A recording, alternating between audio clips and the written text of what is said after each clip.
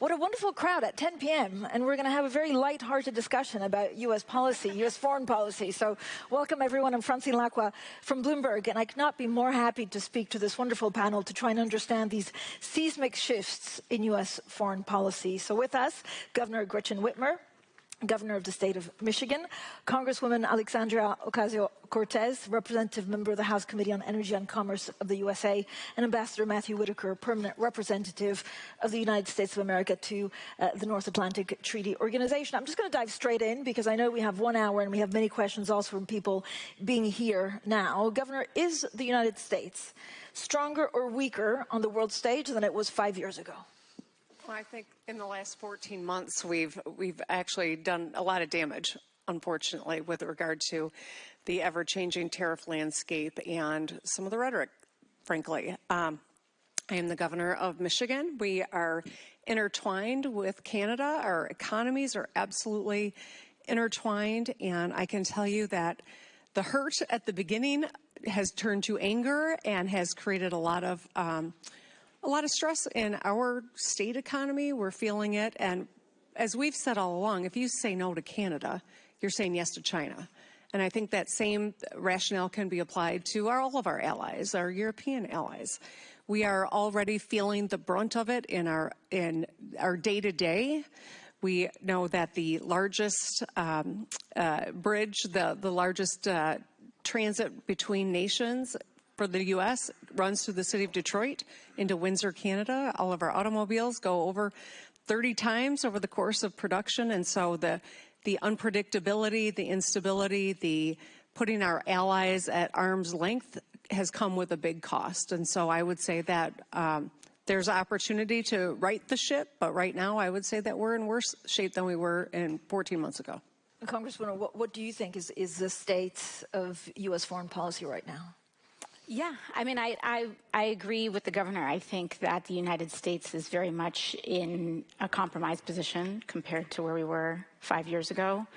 Our relationships with our allies are strained. Our commitment and demonstrated consistency on democratic values, human rights, also incredibly strained. And our domestic situation, I think, is reflecting globally as well, particularly economically. Skyrocketing inflation, tariffs, of course, have hurt Americans, and it has hurt and had a negative impact on the United States globally as well. Ambassador? Well, I'm going to have to disagree. I know everybody's surprised by that, but, first of all, obviously, as the U.S. ambassador to NATO, and I sit at the North Atlantic Council, and NATO's stronger right now than certainly it has been in the last 5 years, and it's probably stronger than it has been since the end of the Cold War. And what President Trump has done is bring a realism to just the challenges that America faces. And we face a lot of challenge. I think it's an incredibly dangerous world right now.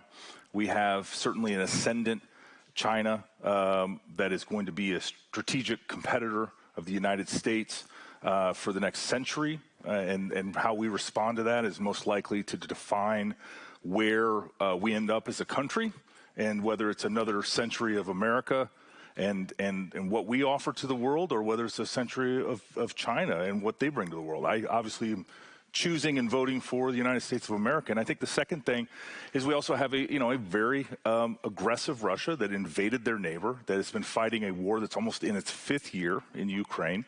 And so these challenges, together with many others, in fact, their no limits friendship that they've announced, I think presents some real challenges. But President Trump has been clear-eyed and realistic.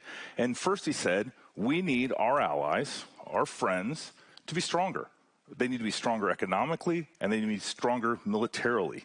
And ultimately, we are accomplishing that. And, it's like anything else. We're a year into this, and we're making great progress. But I just don't think you can look at right now and say it is or it isn't, because so far we've made amazing progress. But this is a long-term plan to reverse a lot of the trends that previous administrations have put on the United States of America. Ambassador, do you believe NATO commitments should really be conditional on spending targets? And if yes, that means America first, so it's changing the relationship of NATO. Well, I mean, so it's ultimately about capabilities, it's about readiness, and it's about lethality. And so the 3.5%, 5% that we did at NATO last year at The Hague certainly is a framework, but ultimately it's based on NATO capability targets that say, if there's a war, you're going to bring this many artillery pieces, you're going to bring this many tanks, this many infantry, and it is about capabilities. And the capabilities are becoming more sophisticated, more technologically important, more autonomous, and all of these challenges are going to require all of us to invest more.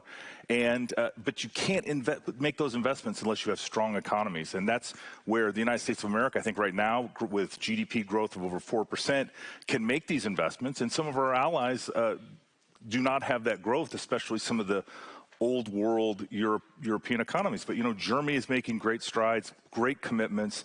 You see people on the eastern flank of NATO making huge investments at 5% from Poland and Lithuania, Latvia and Estonia. So there's a lot of good news, but at the same time, we can't have an unequal alliance where the United States bears the burden. We can't have an unequal alliance within Europe, where certain European countries do a lot more than others. We need everybody to equalize and to get stronger together. Governor, because you've led the Midwestern industrial state with deep ties to global trade that you've laid out at the beginning, how would you do foreign policy different to previous Democratic administrations? Well, I can just tell you what our philosophy is in Michigan. You know, I am the CEO of a state. I am not on the federal level. I would simply recognize that it's very important for the United States to acknowledge and work together with our allies and remember who our adversaries are. When we say no to Canada, it forces the Canadian government to do things like talking to China about opening up their doors to some Chinese EVs. We've been working so hard to shore up our autos, and we're competitive. We're building some of the finest automobiles on the planet.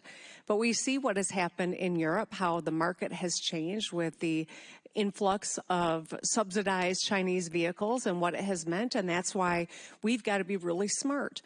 By making Canada our adversary, we have now forced North America to open up the door to that very possibility happening across our footprint in Mexico and Canada and the United States. And so the president has an opportunity to renegotiate USMCA. He negotiated it in the first place. Was it perfect? No, none of these never are perfect. This is an opportunity for him to renegotiate USMCA with perhaps make a few tweaks, but ultimately that has worked, and it is the backbone of our economy, not just in Michigan, but for the United States. And that's why I think if we want to continue to manufacture, we've seen 9 months of depression in manufacturing. This is the linchpin to remedying that, and he's got the opportunity to do it, and I hope he takes it. But, Governor, do you think we're in a post-rules-based international order? Are we there yet? And what comes after it? I hope not. I don't believe that we are. And but I certainly think that that's open to debate. Congressman, do you think we are in a new world order? We keep on talking about this new world order, but no one really knows what it is. No, and I think, I think that Prime Minister Carney's remarks at the World Economic Forum were words that rung around the world in raising this question. But I think that also in his remarks, as well as part of this larger conversation, there was this undertone, this undercurrent, this suggestion that it was a rules-based order sometimes. And I think that is the issue that lies before us, is that in a so-called rules-based order, the rules for whom? Because for all too long, the rules only applied to the United States, Europe, its allies, and we would carve out exceptions for the global south. And I think that when you have a rules-based order where you carve out exceptions to our values, exceptions to our rules, eventually the exceptions become the rules.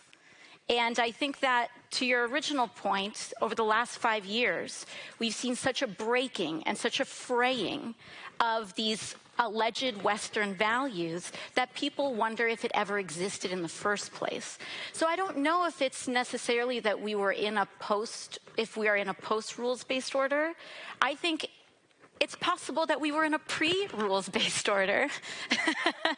And we have an opportunity to explore what a world would look like if we upheld democracy, human rights, trade that actually centers working class people instead of accruing overwhelmingly the benefits of trade to the wealthiest.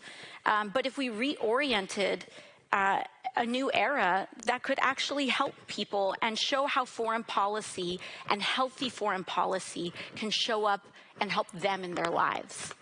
I mean, we have a number of European leaders here, and I know that certainly behind private closed doors, they say, look, the one question I want to ask the U.S. is, if I'm in trouble, will you come and help me? Are you still an ally? Or do we need to really decouple or certainly de-risk? Your answer to that, Congresswoman. Well, I mean, we are, of course, representing a broad spectrum of the United States here today. And I think I'm very grateful that we have, you know, it's unfortunate, I guess we have to speak to the elephant in the room, that the partisanship in the United States has made this question something that even has to be asked behind closed doors in the first place. I know that the Democratic Party is here for our allies. We are shocked at the president's destruction of our relationship with our European allies. His threatening over Greenland is not a joke. It is not funny. It threatens the very trust and relationships that allow peace to persist. And so I believe what I can say is that unequivocally, the vast majority of the American people do not want to see these relationships frayed, and they are committed to our partnerships and our relationships and our allies. Governor? I would just second that. You know, as I discuss, you know, what's going on in Michiganders' lives, it is always about the fundamentals. It is always about, can I put food on the table? Do I have a good paying job? You're a Midwesterner too, you know. They're good, hardworking people. And I think Michigan being the place that was the arsenal of democracy during World War II, where we retrofitted auto plants and built bombers to make sure that the Allies were successful. That's a source of pride. That's built in our DNA. And I think that what the Congresswoman said about the vast majority of Americans would understand, value, and encourage continued growth of the relationships. I think that is very true. It's what I see. Most people are not wondering, how come we haven't invaded Greenland long ago? They're wondering, what the heck are we doing over there? Because right now, I need some help here in the United States. The tariffs that have made a company downsize, or that have cost me $1,000 more because a tariff is really a tax. That's what Americans want our leaders to be focused on, and that's what I hear from Michiganders all the time. And so I do think that, yes, these relationships are valued by the majority of people in the United States. And right now it is a tough time, but that's why, as a subnational leader, I take my responsibility of making sure people hear this, and that I do whatever I can at the state level to grow these relationships. Ambassador? A lot to respond to here. First of all, I always think that the rules-based order discussion, for me, as somebody from Des Moines, Iowa, and that's actually a practitioner right now in a European capital at one of our key alliances, is a bit of a theoretical think tank, coastal elite discussion, because ultimately it's shared interests, it is shared responsibilities, and it is also what I would describe as a moment for the free world, for those that share a heritage, an experience, that share values, to step up and respond to the dangerousness of this world. And, I'm looking at the foreign minister from Latvia, a good friend of mine, and what I can tell you is, I'm doing this every day in Europe, and our allies are not saying that like somehow we're not friends anymore, or somehow that we've become adversaries. The Canadians, we work very constructively. on all sorts of important issues. But, President Trump has identified certain things that needed to change. If try to be a dairy farmer and export your dairy products, you know this, Governor, to Canada. I mean, they had certain restrictions, certain protection in place, and it wasn't fair to the United States of America. And for a long time, and we had the same relationship with Europe, where there were just certain industries, farm products, couldn't be sent to Europe. Oftentimes, certain types of other products, including cars, Europe was not receptive to it. They had tariffs in place, restrictions, or non-tariff protections. And President Trump identified this, said this isn't fair to America, it's not fair to the American worker or the American farmer, and he has identified that. Now, when you change something, or when you have a difficult conversation in your family, we get uncomfortable, and that's what's been happening, is fixing these long-term challenges that President Trump has absolutely identified, because even though he's from New York City, he understands the American voter and people that I grew up with and people that I know and am friends with. And so he just has a way to channel sort of the working class American that wants a better shake, that wants a system that's fair, that they can get those opportunities and not have entire markets blocked or restrictive. And so, but I just have to, the fundamental premise that somehow anything's changed with our relationships with our allies. We're having difficult conversations, but we're actually having a lot of success too, and we're making a lot of progress. Family feuds also end up in people no longer speaking to each other. So we're nowhere close to that, though. When leaders come and speak to you and say, does the U.S. have my back? What do you tell them, plain and simple? I say, one, absolutely yes. I was the first ambassador confirmed by the Senate, and I was the first ambassador that was nominated by President Trump to go to NATO to make sure that NATO worked and that we got these big goals accomplished. I also say, everybody loves to read his tweets and comment about every single, Truth Social that he puts out there. He has, just as late as today, he said, I will be there for NATO. Those are our friends. The United States will always be there for NATO. And I know that's a bipartisan thing. We will show up if challenged, but we also expect, and this is so crucial, to all of our allies to do what Latvia is doing and so many other countries, and that is to step up to provide, because remember, everyone wants to talk about Article 5. Everybody knows Article 5, that an attack on one is an attack on all. But Article 3 comes before that. And Article 3 says that each country will be responsible for its individual defense and its collective defense. And that's why countries like Latvia, Estonia, Lithuania, Poland, Germany, and so many others are stepping up. And we just expect everybody to step up, to equalize with the United States, so that strength of all allies is what's going to guarantee the peace. Because we've had peace on the continent, in Europe, one that has not historically been peaceful, I might add. We have had peace in Europe for 80 years since World War II. And we need to continue that for another 80 years and beyond. Is the perception, Governor, from allies changing also because people are seeing, some of the domestic policies? So it's ICE, it's immigration, and so they feel like it's a different America. I can't speak to what others' perception is. I can just say, I've spent a lot of time talking with leaders from outside the nation. I've been spending quite a bit of time with my Canadian friends and counterparts. I mean, Michiganders love Canadians, and we are absolutely interwoven, our two economies. And I can tell you that there is a level of fear and concern that started off as hurt, because went from being like an extension of our family to all of a sudden being talked about as though we're not allies, to anger. And that's real. It's palpable. I don't know, maybe they're not telling you, Ambassador, but they certainly have aired a lot of their fears with me, and fears about what our mutual economies, what it means for that as well. So, but I can't speak to what the perception is. I can just say that, allyships are built over lots and lots of time. Trust is built over generations, and it can be lost fast.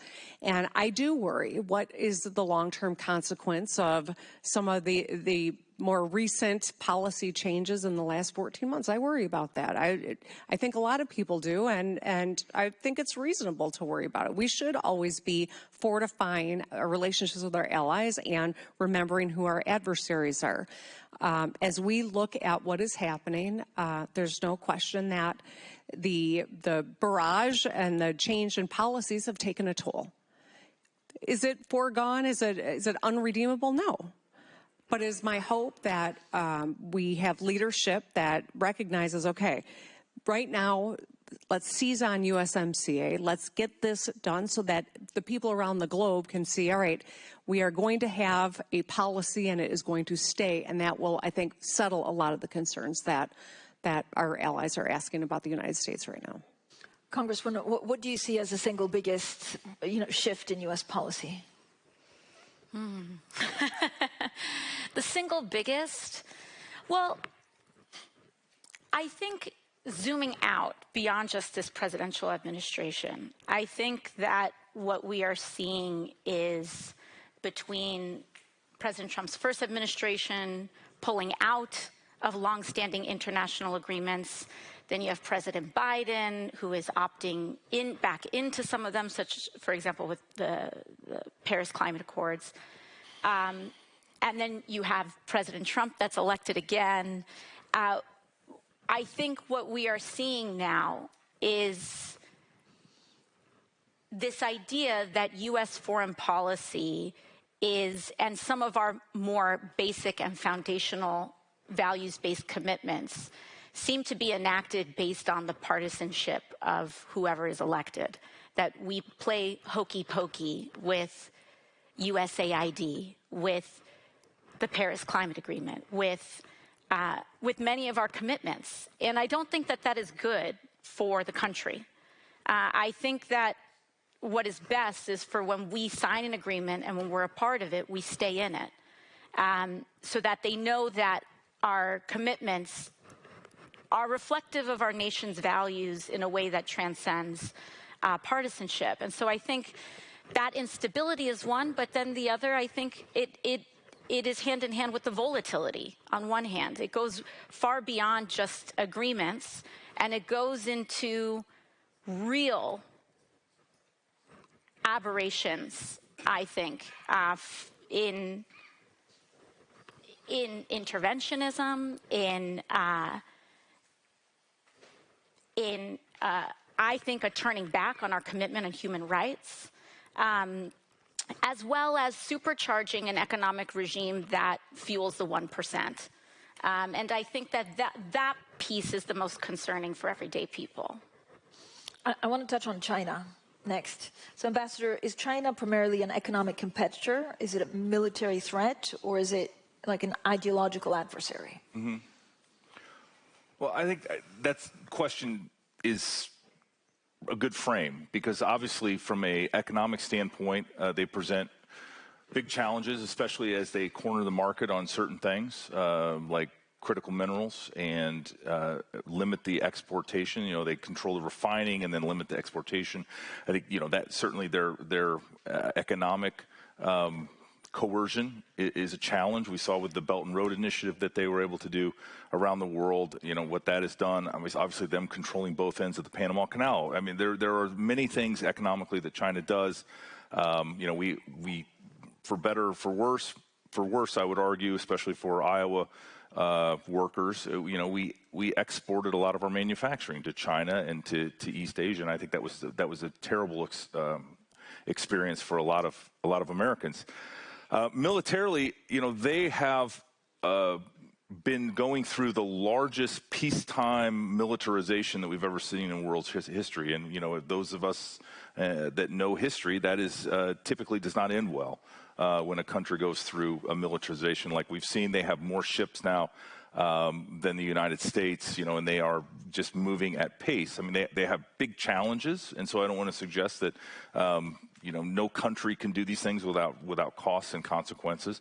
But that's a challenge as well. And I think ultimately, and this is where President Trump, I think, you know, you're going to hear me say he gets a lot of things right, but I think in this case, he gets this especially right, is that he has, you know, a relationship with Xi Jinping that they can have a conversation, they can disagree, but it's not, they're talking to each other. And I think, my experience, I spent most of my career as a private practice lawyer, but then I was at the Department of Justice through 2 different administrations, and now at the State Department doing diplomacy. And what I can tell you is that conversation, that talking to your friends and to your adversaries can be very constructive. And I think that's what President Trump understands and is willing to do. He's willing to have those very difficult conversations so that we don't miscalculate or misjudge the intentions. But, Xi Jinping's been very clear that the island of Taiwan is part of China. He has said that for the military to be ready by 2027, and that certainly is causing a lot of concern, not only in the region but globally, as to what that means. Are current export controls on advanced semiconductors too much, too weak, or about right? Well, whoever wins the AI race is ultimately going to win the future. I think we all have seen where AI currently is, where it's going in the very near term and long term. It's going to change probably everyone's life. But the country, and it should be the United States of America, that has the best AI systems, that dominates AI and shares that with our allies, is going to be in a much better position. And, the thing about, I'm going to just say something that I think is an extraordinary truth, and that is that Elon Musk recently said that AI has to be truth-seeking. And if it's truth-seeking, it can find new physics laws that we didn't know existed. It can extend human intelligence beyond what we can even fathom right now.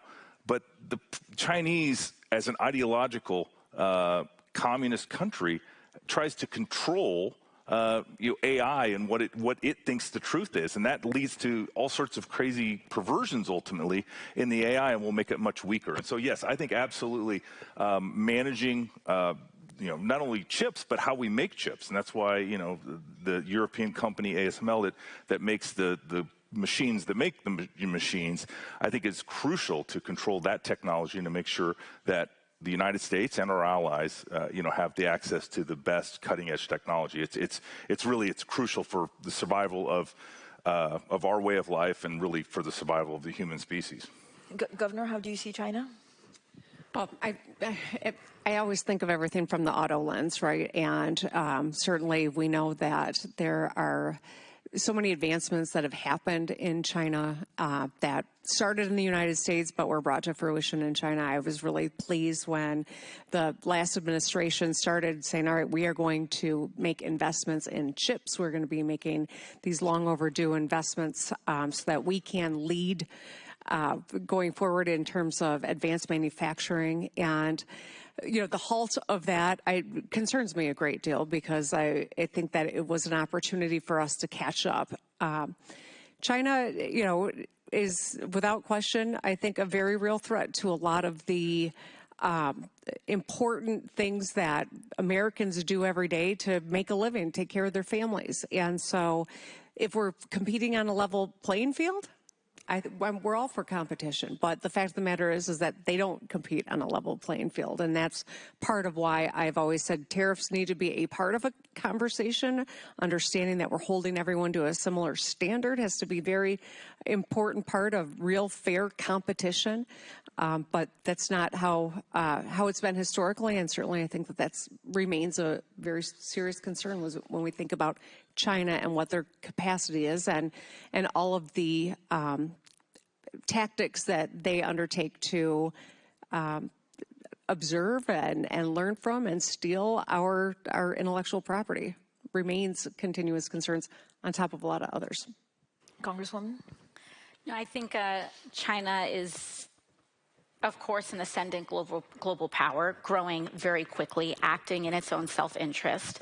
And oftentimes in Washington, there's this frame between conflict and competition. I think sometimes, depending on what's happening, that rhetoric can get a little conflict-driven.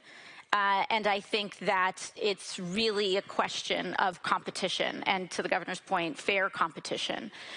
But when I think about that, I think about how the United States, if you want to assert oneself as a global competitor, the kinds of things that one would do in order to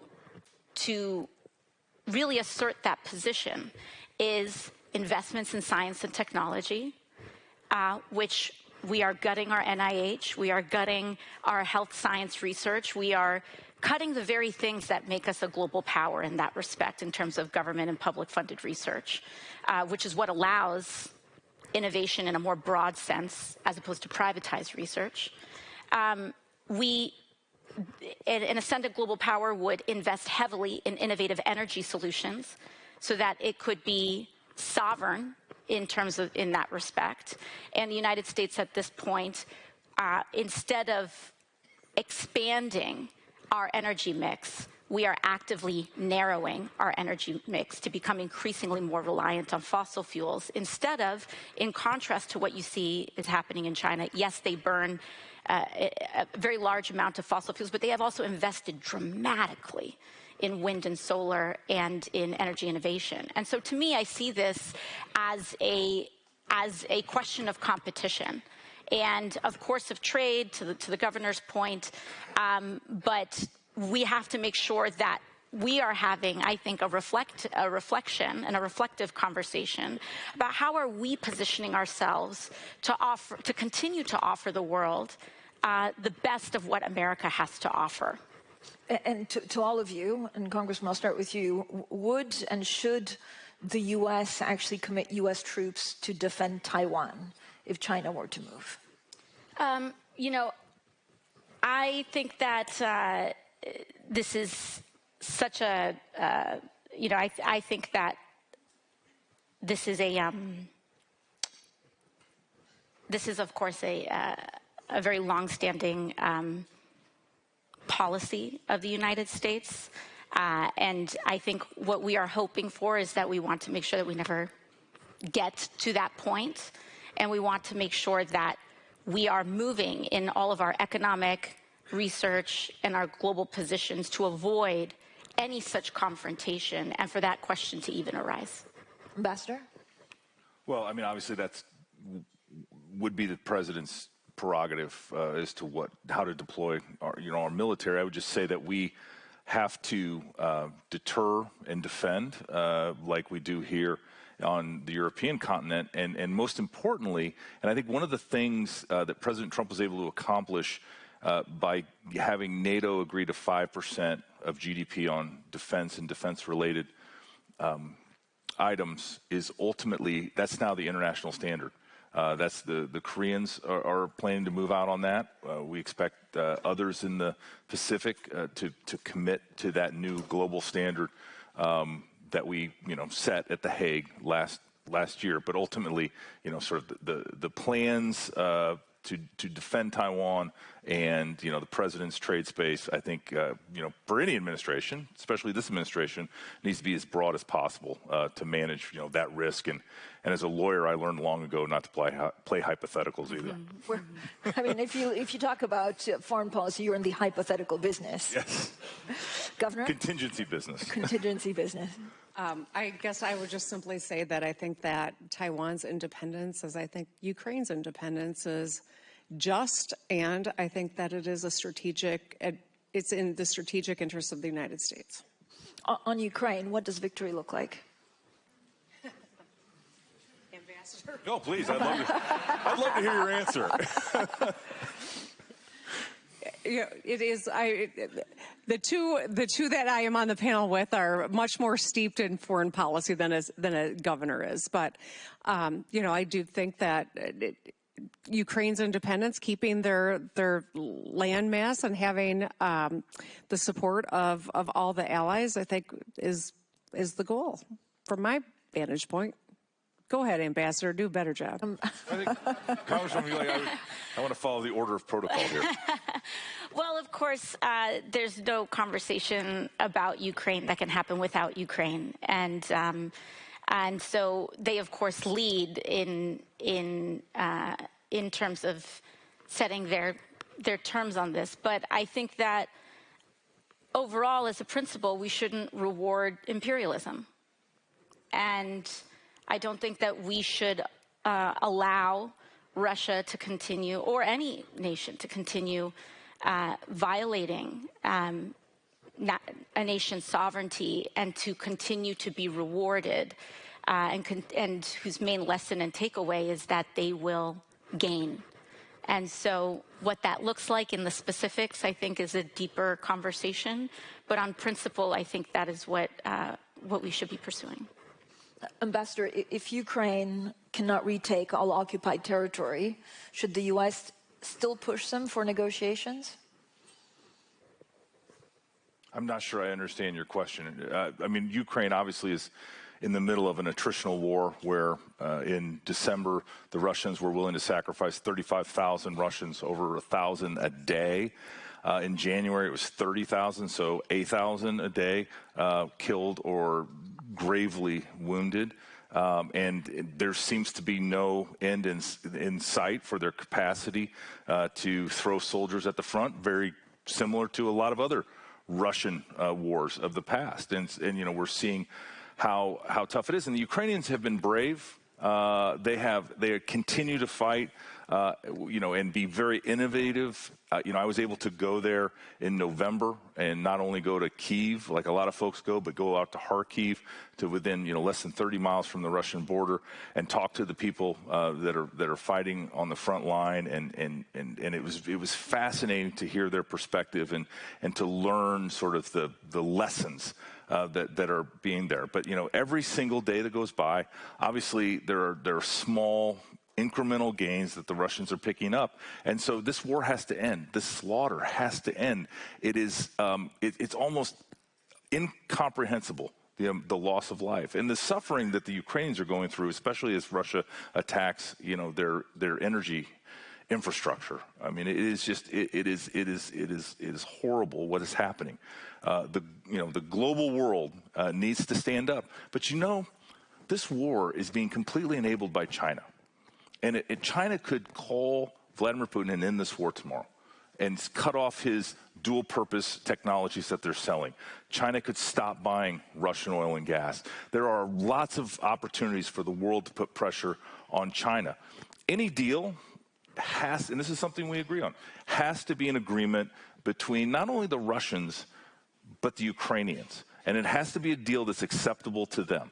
And, you know, my biggest fear is that the Ukrainians, I think, are willing to make a deal right now that's reasonable, that under the circumstances would be fair. There's really no fair deal here because, again, Russia invaded Ukraine and has been, executing this attritional war. But I just am not convinced that ultimately the Russians are ready to make a deal, or ever will be able to make a deal. But, you know, I do pray for peace because this war needs to end. It's horrific. You know, we see it every day. And it has to end. And President Trump is going to use everything he possibly can to continue until it's either possible or impossible. I think we will have time for a lot of questions from the floor. Maybe just one question on Iran. Congressman, I don't know if you want to start us off, but basically, would you support direct U.S. military strikes on nuclear facilities if diplomacy fails with Iran? I mean, I think that is a dramatic escalation that no one in the world wants to see. Right now, what the Iranian regime is doing, particularly with respect to protesters, is a horrific slaughter of, some estimates have tens of thousands of people.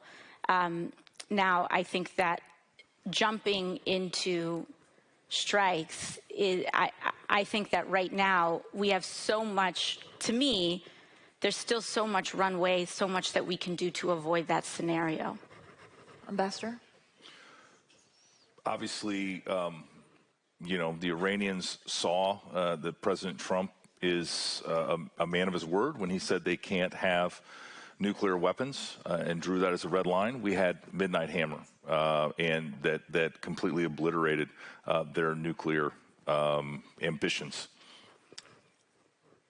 Obviously, then we had what the president was able to execute in Venezuela, where he had again drawn a line, provided for diplomacy.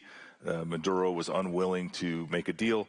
President Trump executed just, a really incredible demonstration of American capabilities that, a lot of our allies noted that, both those opportunities and said, we like you as our ally because only the United States of America can do certain things. And, he's willing to use those powers to enforce when diplomacy fails. In this case, I do believe that he is willing to negotiate with the Iranians, but there are two things that he has made very clear. One is they have to abandon their nuclear ambitions. And the second thing is that they have to stop brutalizing and killing protesters on their streets. Those seem both very rational. Remember, Iran is the #1 exporter of terrorism. They support the Houthis, Hamas, Hezbollah. They have caused all sorts of chaos and anarchy and death and destruction in the Middle East. And I think both those positions that President Trump is trying to get, first through diplomacy and then, if necessary, through kinetic means. I mean, I think, he holds all the cards. And, if there is a regime change in Iran ultimately, whether it's through the people's peacefully protesting or whether it's through some other intervention, ultimately the world is a better place and the Iranian people are better off, because an Iranian democracy that was not hostile to its neighbors would change the entire complexion of the Middle East. And I think we all understand that. Governor, given all the conversations that we've had, what worries you actually the most? I know you talked about trade and tariffs, but what worries you the most on U.S. foreign policy right now? Trade and tariffs are front and center, but I do think that, your comments with regard to Iran, I hope that there is a diplomatic solution with those twin stars as the goals and successful. That's what I think we would all like to see. I do worry that often we see a change in regime without a plan for what comes next, and that doesn't necessarily mean that it's better.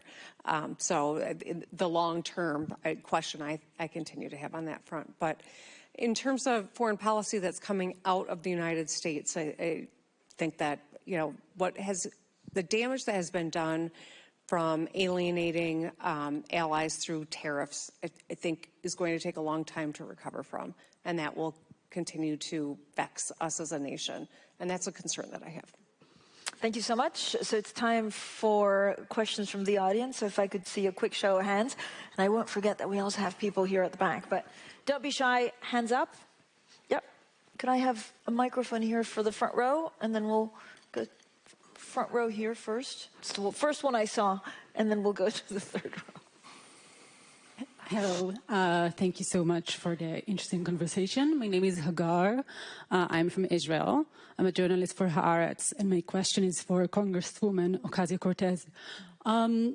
I wanted to know if you think that the Democratic presidential candidate in the 2028 elections should reevaluate military aid to Israel. I mean, to me, this isn't just about a presidential election.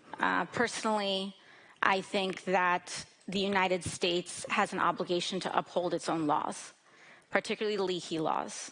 And I think that, personally, that the idea of completely unconditional aid, no matter what one does not make sense. I think it enabled a genocide in Gaza. And I think that we have thousands of women and children dead that was completely avoidable. And so I believe that enforcement of our own laws through the Leahy laws, which requires conditioning aid in any circumstance when you see gross human rights violations, is appropriate. Ambassador, you want to jump in on that? No, we have a board of peace in place. We have special envoys. The Middle East. I'm happy to talk about Iran. Obviously, I'm not going to wade into a Democrat primary and what their candidates should believe. So, should U.S. military aid? Do you think aid to Israel be conditioned on specific human rights benchmarks? I think we have a great relationship with Israel as an ally. They're one of our closest allies. We not only the United States but other allies buy and sell military equipment to Israel. Certainly, we need to continue to monitor these situations. Whether it's what Hamas and the IDF, fighting with each other, and what that caused in Gaza, and the suffering that caused. But I think ultimately, the administration has not made the determination that anything should change in that relationship at this time. Another question. I think I have one. Yeah, so third and then fourth. Yeah. Sure, thank you. Joelin Nämäki from the Finnish Institute of International Affairs. I wanted to ask, as we've heard today, a lot of discussions about joint values and interests, but how would you like the United States to be perceived by the rest of the world? It's a good question, Governor. I think the way that we used to be perceived by the rest of the world as the good guys who you can count on, who show up when you need help, and is a place where people aspire to go and learn from our universities and become a part of our economy and a beautiful part of the tapestry that makes the United States what it is, which, is the a melting pot of people with different views from different parts of the world who want to solve problems and lead. And I think that's what I would love for the world to think of the United States. And I do believe it's still possible. I'm going to take a question here. Oh, we're jumping around a bit, and then I'll go back to the last row. Thank you. My name is Christian Schweppe. I'm a German journalist and wrote a book about the German Zeitenwende. And my question is to the ambassador. There are some European allies in NATO which are starting to question the purchase of the F-35. So I'm wondering, can you absolutely rule out that there is a possibility of this administration to delay or hold back the delivery of ordered F-35 if in any event the president would believe it's a tactical advantage? So can you rule out that what is delivered what is ordered will be actually delivered on time by the U.S.? Yeah, well, I was just at the F-35 plant in Fort Worth about a month ago and saw a lot of countries' F-35s rolling off the line. And first of all, the capabilities are unmatched. It is an incredible platform, because it's more than a fighter jet. It is really an incredible piece of technology. I think there'll be 600 F-35s here in Europe owned by our allies in the very near term. And so, there is no threat right now for President Trump to withhold F-35s. It's our allies that are threatening to not buy them. But again, I think we're going to get through all this. It is very. I was at the John McCain dinner tonight before I came here, and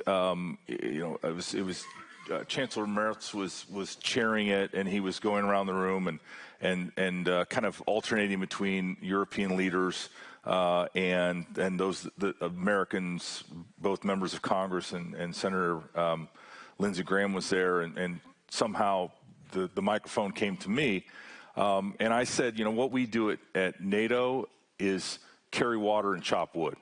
Like, sort of the political winds and especially the media hyper reaction to every single thing that happens in American politics just doesn't disrupt us. We just literally every day show up, we carry water, we chop wood, because our adversaries are not going to wait for us to be ready. They're not going to wait for us to be more capable, and they're not going to wait for Europe to rearm and be strong.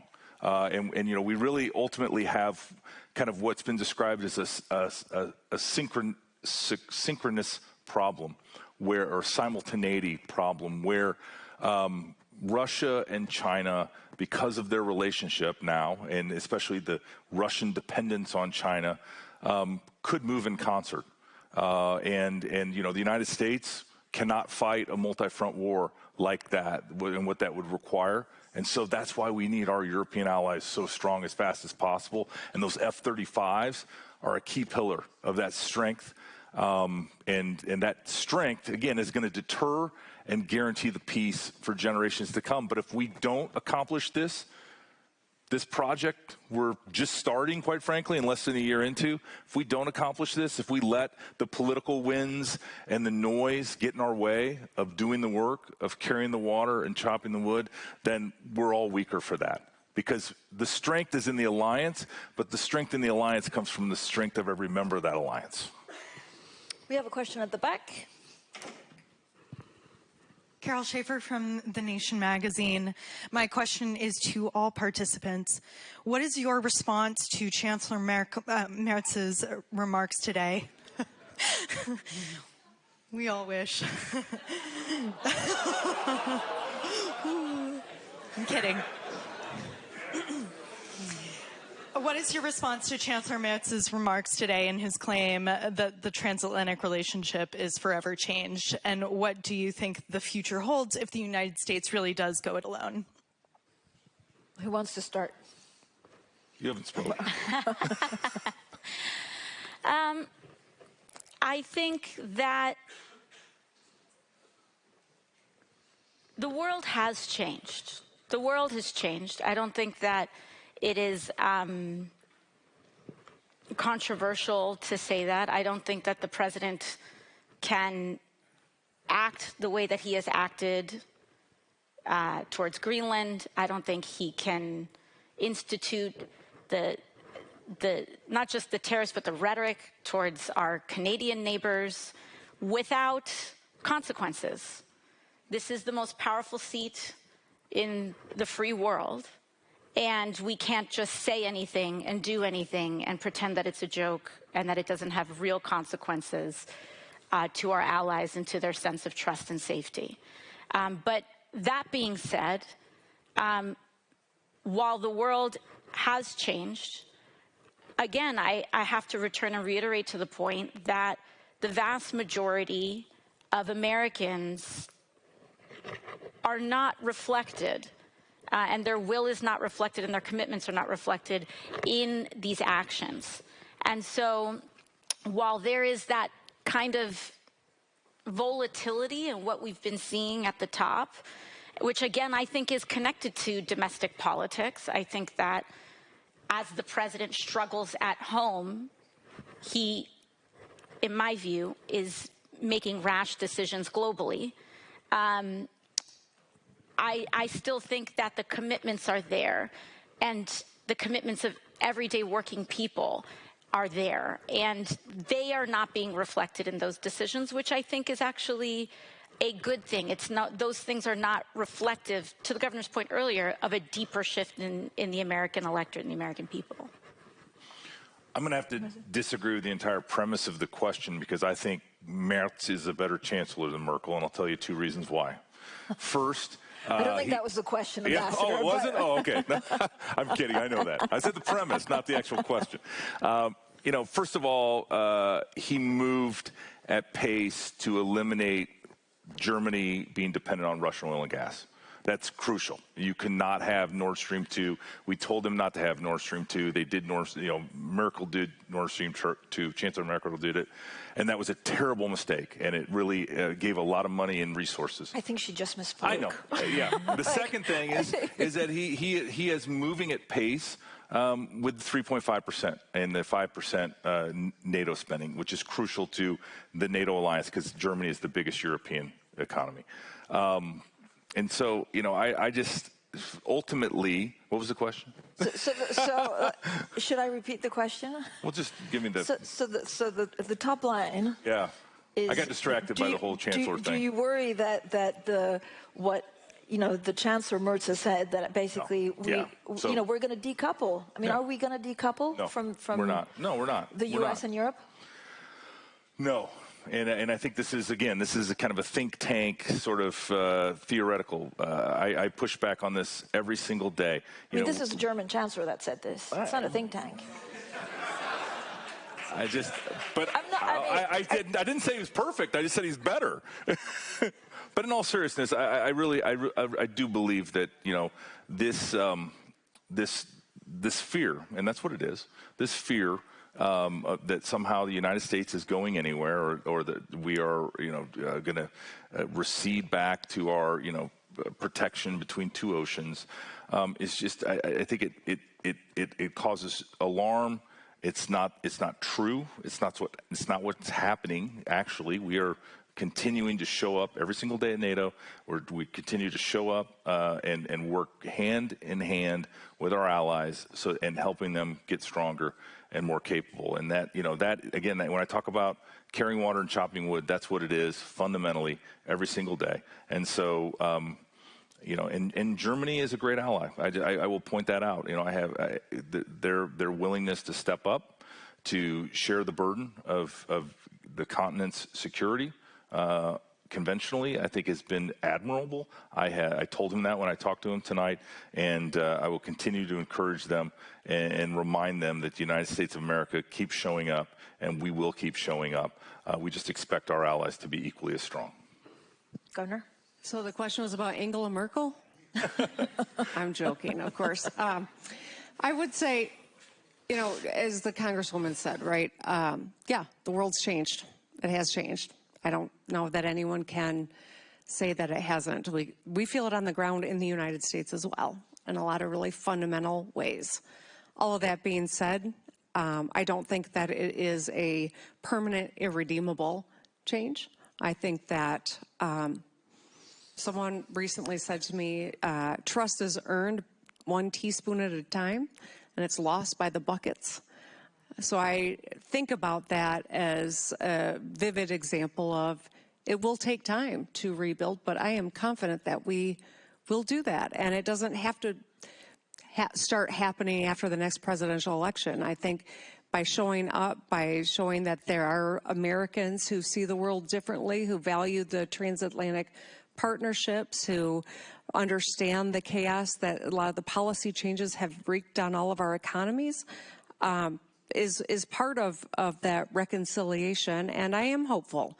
I continue to be hopeful that the current occupant of the White House will make some decisions that perhaps put us in a stronger position on this. I don't know that that's going to happen, but I'll continue to do my part, and I am confident that ultimately America will be the ally that we have been and we will continue to be. But the terms will have changed somewhat. And the fact that European nations are beefing up when it comes to defense and making investments, that's a good thing. That's not a bad thing. And so change isn't all bad, but I think that there's going to be a lot of work ahead for us to have that mutual trust that we are allies and we show up for one another and that we will have one another's backs. Final question. Thank you very much for this great panel.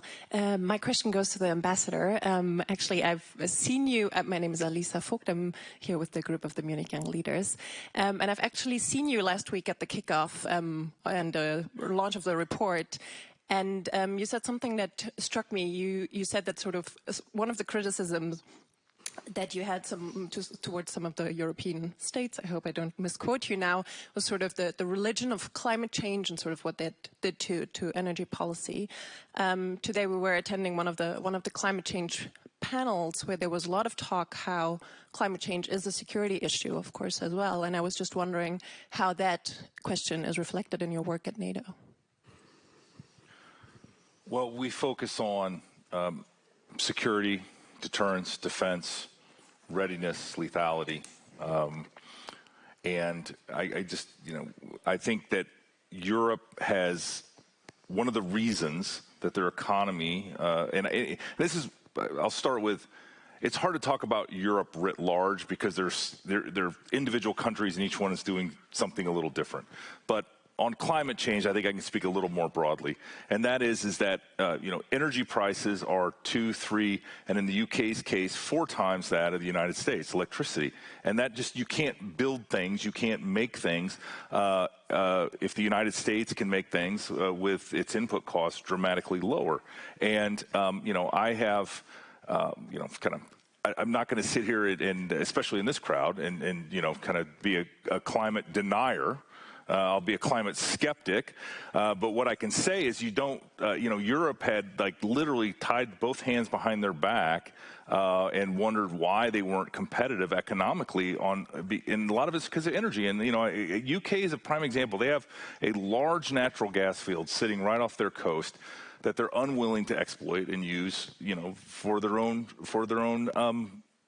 security to lower the prices. And, I think it has been ultimately, each country's sovereign choice as to, sort of how they want to reflect, their belief in global warming, climate change, whatever you want to call it. It morphs and it changes to meet whatever the need is, but ultimately you need to be competitive with energy. You have, and Germany got rid of, and another Angela Merkel thing, they got rid of all their nuclear base load, and that is, I think, a huge mistake as well. And so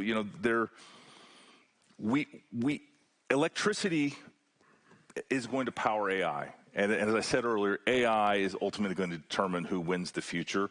And so if you can't be competitive on energy, you're not going to be competitive on AI, and ultimately you're going to be behind. And that's unfortunately where a lot of European countries find themselves currently, and they're going to have to reconcile that ultimately. Okay, final question from me. How do you think that U.S. foreign policy or U.S. policy will change after the midterms? To each of you, but in 30 seconds, because it is already 11 p.m. or a minute. My hope is that there's more robust debate in Washington, D.C., and that's how foreign policy changes. But I'll hand it over to the Congresswoman, who's going to be more a part of that conversation. Well, of course,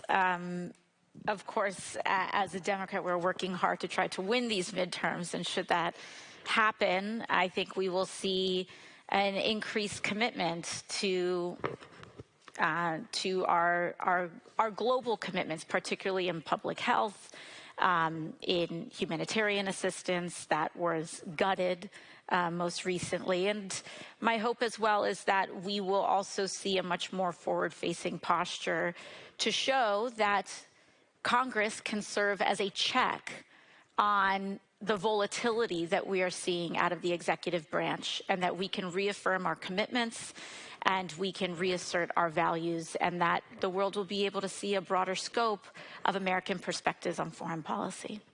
Ambassador. So in 2019, after the midterms in the first Trump administration, I was the first cabinet official to go testify in front of the House Judiciary Committee. And it did not, those 2 years certainly did not provide a more stable, robust debate, good for the American people. It started off and really continued through for 2 years where not much was done ultimately. And, right now as we sit here, we have DHS has been shut down.